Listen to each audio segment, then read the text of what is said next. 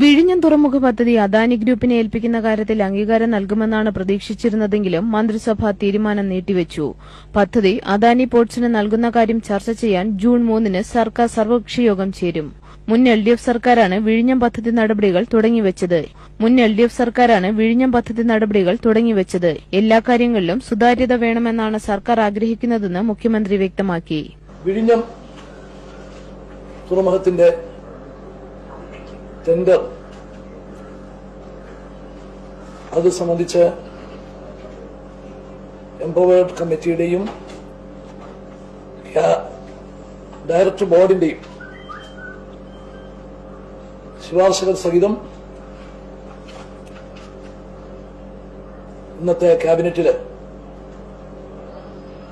അജണ്ടയായി വന്ന് ഞങ്ങൾ വിശദമായി ചർച്ച ചെയ്തിരുന്നു. വിഴിഞ്ഞം കേരളത്തിന്റെ ഒരു സ്വപ്ന പദ്ധതിയാണ്. പല കാരണങ്ങൾ കൊണ്ടും വളരെ വൈകിയ പദ്ധതിയാണ്.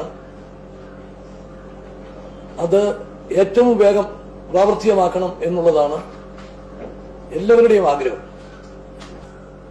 കഴിഞ്ഞ ഗവൺമെന്റിന്റെ കാലത്ത് ഇതേ നടപടികളൊക്കെ തന്നെയാണ് സ്വീകരിച്ചിട്ടുള്ളത്.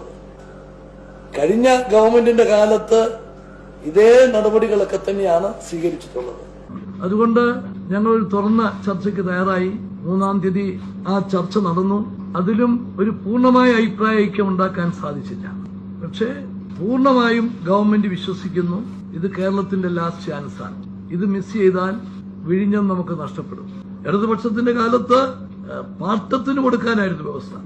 പിന്നെ ഇത് സ്വകാര്യ മേഖലയ്ക്ക് തീറെഴുതി കൊടുക്കുന്നു. ഒരു തീറെഴുത്തുമില്ല. PPP മോഡലാണ്. ഇടതുപക്ഷത്തിന്റെ കാലത്തും PPP മോഡലുണ്ട്. അവരൊരു പോർഷൻ നേരിട്ട് പണിയുന്നു, ഒരു പോർഷൻ PPP മോഡൽ. ഇവിടെയും PPP മോഡൽ ഉണ്ട്. വിഴിഞ്ഞം നടക്കണമെങ്കിൽ, യാഥാർത്ഥ്യമാകണമെങ്കിൽ ഈ തീരുമാനവുമായി മുമ്പോട്ട് പോകേണ്ടി വരും എന്ന് തന്നെയാണ് നിഗമനം.